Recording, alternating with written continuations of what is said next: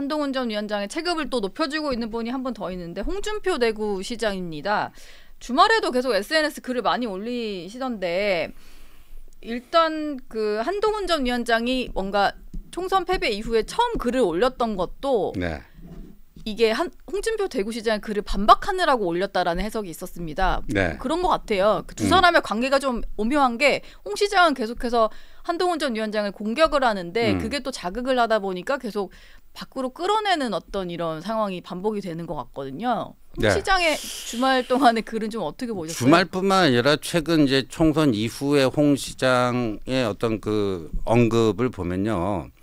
우리가 흔히 그런 말을 하거든요. 불안, 초조, 조급은 망사, 일을 망치는 지름길이다. 예. 근데 지금 그런 상태가 아닌가. 불안, 어제도 초조, 조급. 뭐 조국이 그 준비하는 특검 받을 준비, 한동훈은 그 준비나 해라. 그래놓고 네. 그걸 또 삭제해버리고. 삭제했어요. 그리고 뭐 요새 보면 SNS에 올렸다가 삭제하는 일이 빈번해진단 말이에요. 그러니까 마음의 안정, 마음의 중심이 딱 잡혀있지 않다는 반증이 아닐까 이렇게 보여지는데. 예.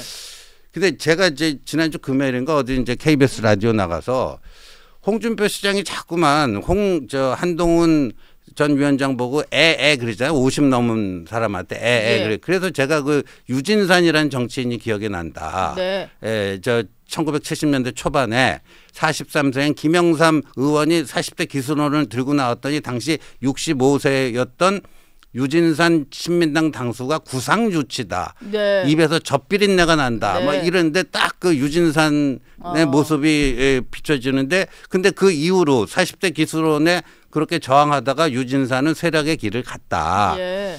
그런 얘기를 하면서 그런데 홍준표 시장이요. 좀 이 보면 그 굉장히 한동훈이 이 당을 다시 맡아서는 안 된다라고 하는 그 생각이 당 구성원 내에서 제일 강한 것 같아요. 예, 그런 것 같아요. 제일 강한 것 같아요. 그러니까 TBC인가 그 저 대구방송 인터뷰를 보니까요.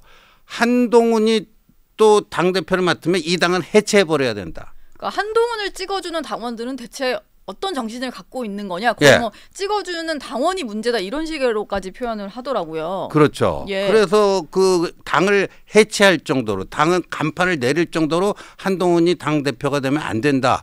누구보다도 그게 절박하고 가장 강렬한 것 같아요. 그래서 제가 이제 지난주 금요일 그 KBS 라디오 인터뷰에도 그러지 말고 그러면 한동훈 때리기만 하지 말고 시도지사도 전당대회 출마가 충분히 당원 당규상 가능하니 네. 나와서 내가 이 당을 구하겠노라. 네. 이러고 한동훈과의 어떤 건건일척의 승부를 벌이면 어떻겠느냐. 예. 근데 그 이후로 무반응이에요. 무반응이에요. 당대표는 이미 2번이나 해서 그거 말고 다른 걸 하고 싶은 아니 절체절명의 이 예. 순간 아닙니까? 한동훈이 당대표가 되면 이 당 없어져야 된다고 하는 분 아니에요. 예. 그럼 그렇게 되도록 내버려두면 안 되잖아요. 예. 지금 예를 들어서 한동훈 전 위원장이 나온다고 그러면은 거의 대부분의 그 사람들이 한동훈이 될 확률이 대단히 높다 이렇게 보고 있는 거 아닙니까? 예. 그러면 본인이 나서서 구해야죠. 그런데 그건 안 하고 계속 때리기만 하고 있어요. 그래서 제가 어제 내린 결론이 네. 홍준표 시장이 경상도 상남자인 줄 알았는데 알고 봤더니 좀 쫄보더라. 쫄보더라. 네. 그걸 요새는 하남자라고 합니다. 아, 하남자? 표현으로. 예. 예, 예. 상남자인 줄 알았더니 하남자였다. 아, 예. 하나 배웠습니다. 예. 이런 말씀을 주셨고요.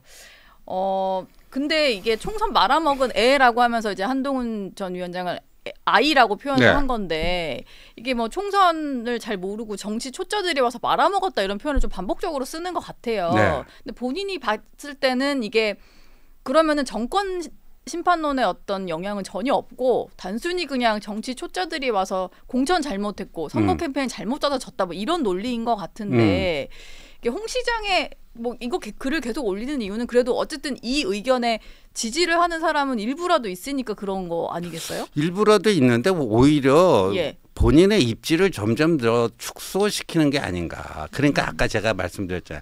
불안초조 조급한 거예요. 예. 예, 그래서 이거를 본인이 뭐 SNS에 글 올렸다가 지웠다 올렸다 지웠다 이런 행위 자체가 본인이 중심이 확고해야지 지지자들을 더 모으고 외연을 넓혀 나갈 수가 있는데 본인 자체가 지금 그렇지는 못해요. 그러다 보니까 오히려 예. 쪼그라드는 그런 형국이 아닌가 싶습니다. 알겠습니다. 근데 비판 대상이 좀 여러 각종 그 인사를 가리지 않습니다. 한동훈 전 위원장만 비판하는 게 아니고 네. 뭐 황우여 비대위원장도 비판을 하고 뭐 이런 상황인데 그 와중에 또 옹호를 하는 거는 이준석 그 개혁신당 대표 지금은 전 대표죠. 네. 이준석 전 대표라든지 뭐 추미애 당선인 같은 경우는 또 옹호를 해요. 네. 그래서 이게 또 뭔가 좀 비판할 만한 사람은 비판을 안 하는 것 같고 그 이렇거든요. 제일 심한 게 예. 지우긴 했지만 조국이 준비하는 특검 받을 준비나 해라 한동훈한테. 그럼 조국의 어떤 동조로 하는 걸까요? 그러니까요. 조국 특검법이 그 얼마나 문제가 있는 법입니까? 예. 조국이 1호 법안으로 만들고자 하는 한동훈 특검법이라는 게. 네. 그러니까 그 2021년 대선 경선 과정에서 조국 수 홍 뭐 이런 거 있잖아요. 예. 그거를 다시 소환하고 있어요.